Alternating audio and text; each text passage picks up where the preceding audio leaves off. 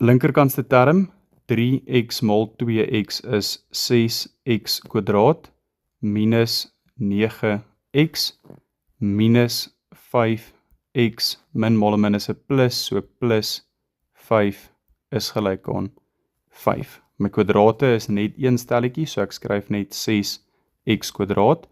My x'e minus 9 minus 5 is minus 14x, en 5 minus 5 gee net vir ons 0, so hulle kanselleer presies uit. Nou gaan kyk ek, wat is my faktor wat ek kan uithaal? So ek haal uit 2x, en wat bly oor? 3x minus 7 is gelyk aan 0.